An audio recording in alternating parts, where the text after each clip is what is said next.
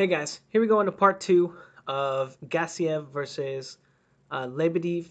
Now, the first three rounds, I gave them all to Lebedev, and I thought he won them pretty easily. I think on all the scorecards that I've seen, he won them all as well. I didn't see the official scorecards, which had Gassiev winning like by a wide margin on some of them, which was very strange to me. Because to be honest, after watching the first three rounds, I just didn't really see how Gassiev was going to win. Um, he's not controlling the space between him and his opponent. He doesn't have any head movement, and the way that he sets his punches up is very limited. He's open to counters because he doesn't move off the line. There are just a lot of things that you know, oh, excuse me, being a tough son of a gun doesn't help. It doesn't fix those problems. And there's no doubt that he's tough. But we're gonna go ahead and get into round four, and we're gonna do rounds 4, 5, and 6. We're gonna do it at least round 5, for that's the round that I think that Gassiev actually wins. But I think that he loses this round too. And we're gonna kind of watch and the reason that this is important, and it kind of takes away from a little bit of the film study, is that, and someone pointed it out in the comments, they said that they think Gassiev is a better pressure fighter than Usyk is a slick boxer. And I think that the idea behind that is that Lebedev, and I haven't seen the rest of the fight. I've seen the first 6 rounds, and I had Lebedev up by 1 after the knockdown, and after the 6th round, I thought Gassiev won the 6th round. Um, but is Lebedev a better boxer? Right? Does he have a better in and out style? Does he control the space better than? Does he set up his punches better? Does he move off the line better? Does he do all of those things better than Usyk does? Right? And Usyk is kind of the premier fighter in that weight division for talent. There's no shortage of tough guys. By the way, Myris Bradis, to be honest, that probably should have been the final fight for this. I remember when I started doing film study for that fight, him and Usyk, I kind of couldn't figure out who I was gonna pick to win because Myris Bradis was a real good fighter. And after doing the film study, and I never released the videos, but I couldn't figure out who I thought was going to win. I thought it was going to be an incredibly close fight. Bradis was much better than I thought he was going to be. I was just like, oh, it's just another guy. Usyk's going to smash him. And then when I did the film study on him, I realized that he's a really talented fighter. And that probably should have been I'm not even getting into the film study, but that probably should have been the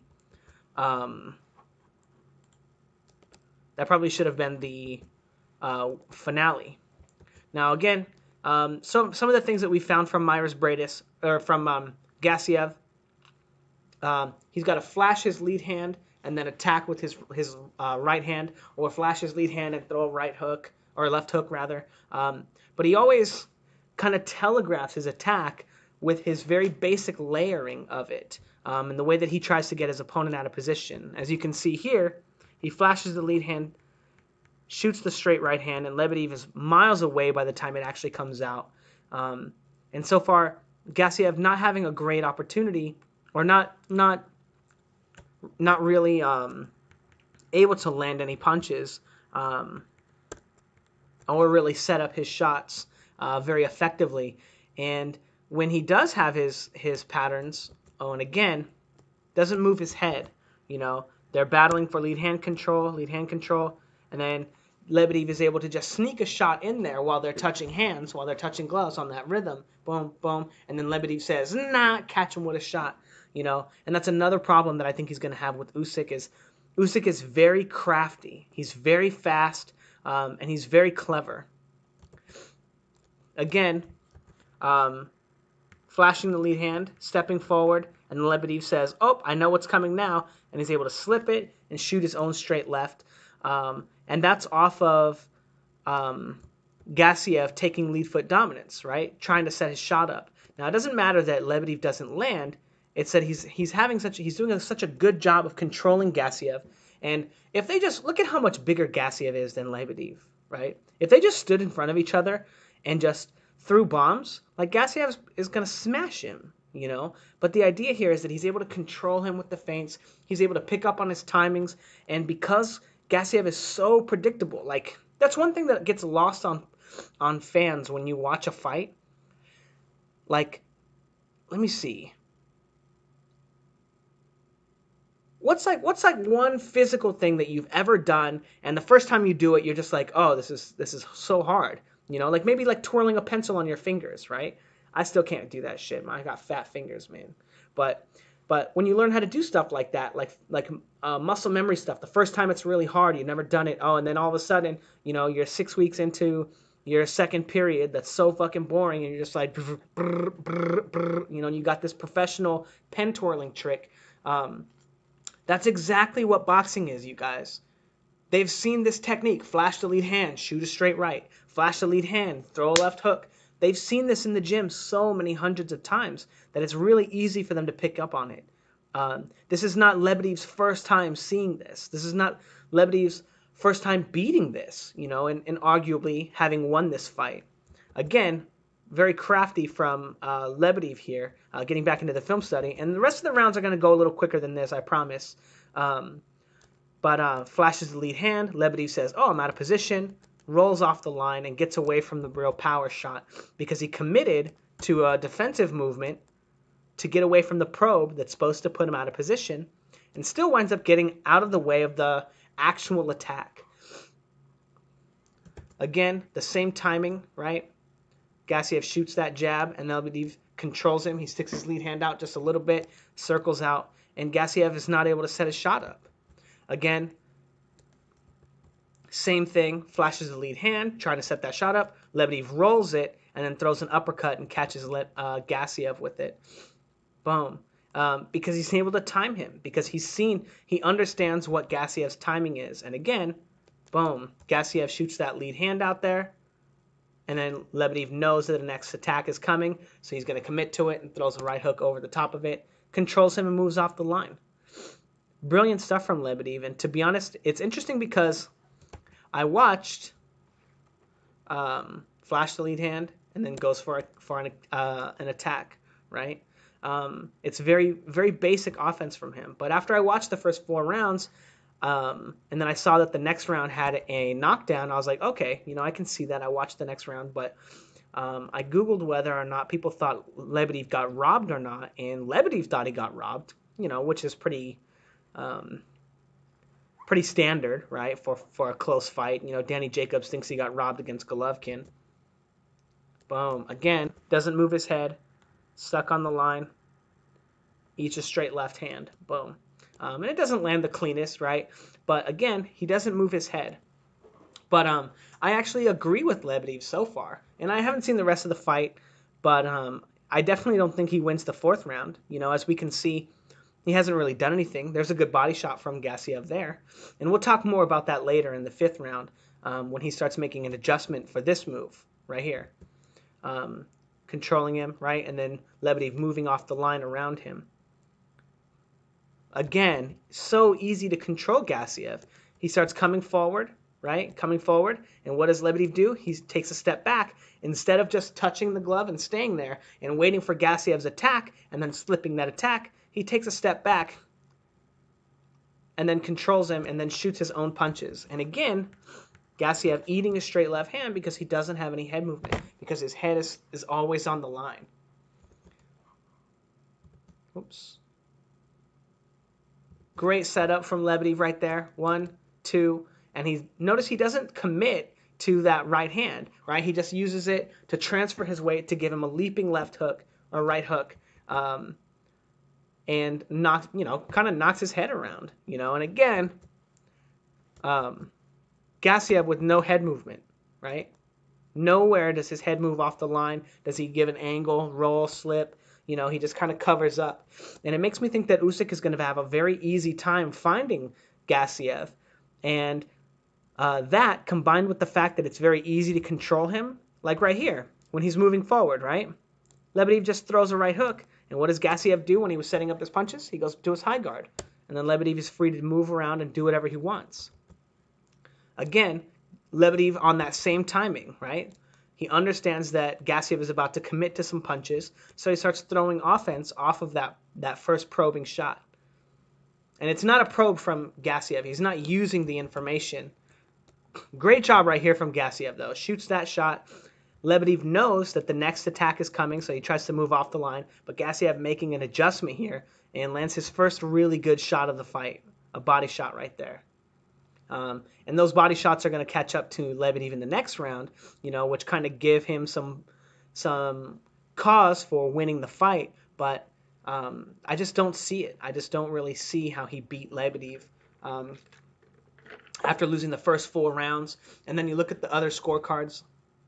Again, boom. So easy to counter. After he shoots these shots, right, it's a probing shot, and Lebedev says, oh, now I just have to move my head off the line, throw another shot because he's about to commit to something, and he's able to stop Gassiev in his tracks. Gassiev doesn't have any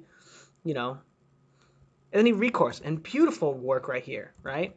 Again, Gassiev stuck on the line, eats that straight left hand, right? Flash the lead hand, eats a straight left hand, eats that right hook around the guard, and then Lebedev controls him with his hand, turns and moves off the line. Now the question is while a lot of people, I guess, think that Gassiev did enough to win the fight, do they think he'll be able to do enough against a much bigger Usyk, right? A much bigger, a much more talented Usyk. Is he going to be able to have that same kind of effort? Now, Gassiev kind of coming on right here, right? Missed that shot. He lands the left hook. Then he lands a left hook to the body. So he's landed around 4 punches so far at the end of the 4th round. But is that enough to discredit all the work that Lebedev has put in during the whole round? Again, another check hook, right? Gets in a commit. It doesn't land cleanly, right? But it's on that same timing. He feels so safe around Gassiev because Gassiev is telling him everything that he's going to do. Again, another straight left hand because Gassiev doesn't move his head. Boom. And making the fight very easy for him. Great defense right there from Lebedev. Let's see if he gets hit by that first shot. They kind of do this thing. No, it gets blocked.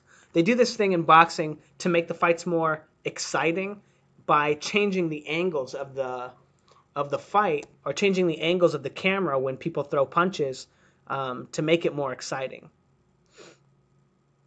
As you saw right here, right? As soon as Gassiev throws a punch right there, boom, they change angles. And again, that one doesn't land from Gassiev either. And that's the end of the 4th round after he gets hit with another check hook on that same timing, right? Probe. And then he goes to commit to the jab, and he turns over a hook right there and lands it. And that's the end of the round. Now, the next round is going to be a little quicker. I won't talk as much. I think that punch is blocked too. But it kind of like moves Lebedev because Lebedev is so much smaller than him. But as you can see, Gassiev really not doing a lot, and I'm not sure how he won that round on anybody's scorecard by landing a couple of punches at the end of the round after he got dominated basically the whole round. Good shot from Gassiev there, probing, and then baiting Lebedev into throwing that hook off that same timing. He creates that timing. Lebedev controls him and then goes to throw that hook. And it actually looks like they both land if you see the shit fly off of Gassiev's head, but it's not important because Gassiev does make an adjustment in this round that allows him to win the round and get a knockdown. But we're going to kind of watch what he does. And as soon as he starts doing anything that's different, like right there, really good, he beats Lebedev to the line. And part of the reason why he does that is because because Gassiev has lead foot dominance, right? As you see when he comes, he follows him and he takes lead foot dominance. He's able to beat him to the line, and he only lands a jab right there. But he's starting to pick up on the fact that Lebedev is rotating to his right. Now a good body shot right here. So flash the lead hand, flash a right hook to the body, and then land a great left hook to the body right there.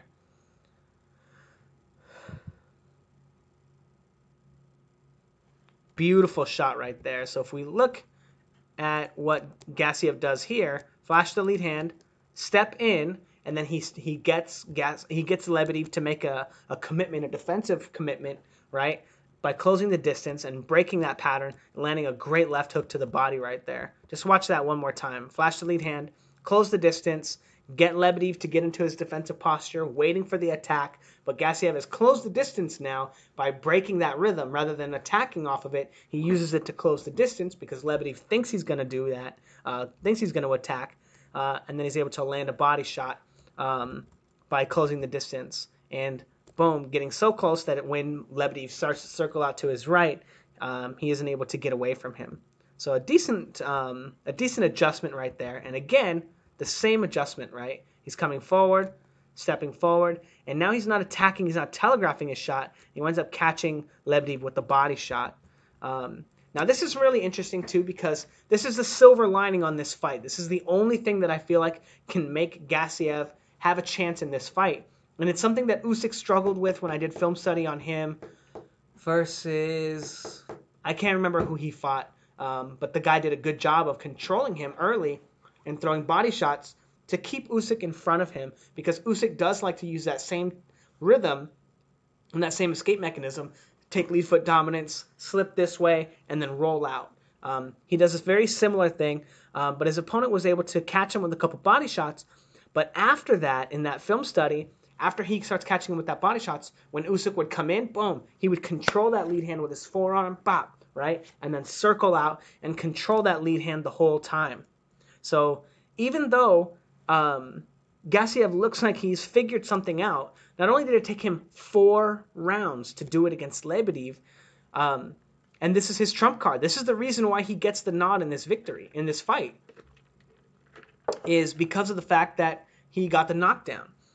If he doesn't knock Usyk down, he's not going to be able to really capitalize on it, and maybe he wins 1 round because of this timing, right? Maybe 1 round because of it. And again, Gassiev with no head movement, control the lead hand, and then boom, kind of lands one on the front of the head.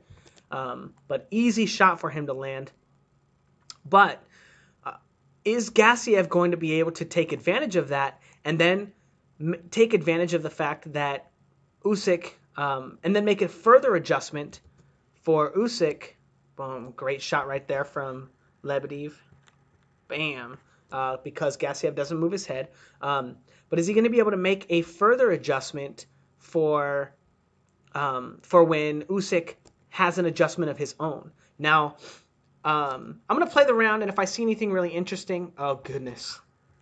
Boom. Again, look at that shot, you guys. It's so easy to walk him into the shots because he has no head movement. Boom. He lands a huge shot right there. Lebedev eats a body shot for it, but he lands a great shot of his own. And again, putting the pressure on, and notice another thing. Lebedev isn't controlling him with the lead hand anymore, right? Gassiev was the one with the control right there, controls that lead hand, and then fakes him with the right hand and then goes to the body. But I wonder what it is that Lebedev is seeing now that's stopping him from controlling the space. I think he's trying to protect that body now, and he's worried about controlling the space. Oh, man, again. Boom. Slipping that jab and then going to the body again. This is what I want to talk about is craft, right? And craft is a very important part of boxing. And what it is it's layers to your offense and to your defense that your opponent never get to see until they break those layers of your offense or your defense. One thing I want to talk about, right? So we saw Ocampo kind of, schooling Errol Spence, right? He had answers for everything Errol Spence did in the first 2 minutes of that fight. Everything. And then as soon as Errol Spence said, oh, I'm not landing any punches. Oh, I'm kind of getting outboxed right now. What does he do? He creates a layer to his offense, right? And it's a level of craft. What Ocampo was doing was controlling him, right? He was able to slip a shot, step in, right? Well, he was doing it from the southpaw. Take that lead foot dominance off of a shot, boom, move in. And what did Errol Spence do? he said, hey, I have a strategy for this. So he shot that jab, boom, and he ducked down. And when he came in to take lead foot dominance, he pressed his forearm against Ocampo's body so Ocampo could not get out to the outside, and he could keep him in front of him and also stop him from ducking that left hand, right? Stop him from rolling it, stop him from getting under it. So he held him here, and then boom, landed a great body shot. And that's what you call craft. In spite of the flaws that he has, and this is what makes Errol Spence such an interesting fighter, because we all know he passes the eye test. The guy looks like fucking Superman. You know, he's so fast. He hits so hard. He's got great technique. He's very fun to watch. He's flashy. But you can see that there are layers of his boxing knowledge that are just kind of missing, you know? And he's able to overcome them with small tweaks to his offense, just like that. Controlling his opponent, shoot that jab, control him, his body, keep him there, and then boom. And that's exactly what Usyk does with his slipping to the inside, right? Because Gassiev might think, hey, I've got the perfect counter for this, right? I know exactly how to do this. I did this to Lebedev. He's going to take that angle, boom, catch him with a body shot. Take that angle, boom, catch him. You know, but what happens when Usyk says, I'm going to dip here, boom, and I control his lead hand, right? And then pivot out, boom, and I can come over the top with my right hook, right? So control, boom, bam, come in with your own shot. What happens, right? Does Gassiev know what the next level is? No, he doesn't. He doesn't know because he had to figure it out fighting Denis Lebedev. And Usyk has figured that out fighting probably basically everyone he's ever sparred in the gym. You know, they've tried those tactics on him. They know that they're going to go to the body because they need to keep him in front of him. But because Gassiev doesn't have the experience, he's going to kind of get left in the dust, in my opinion. But anyway, we got one more minute on this one. And I do think I'm going to end it after the 5th round. The 6th round is also a Gassiev round. Great job right there from Gassiev. Boom, getting him to commit to the defensive posture by changing his tactic, right? Instead of going probe and then committing to something, getting him to commit to a defensive action, and then going to the body. I would be remiss to kind of not go back and rewatch the rest of the fight, which I'm probably going to do actually after this video. I'm going to watch it and kind of see what adjustments Lebedev makes or how Gassiev falls apart. And then tomorrow, I'm going to do a skills assessment video for this fight or of Gassiev.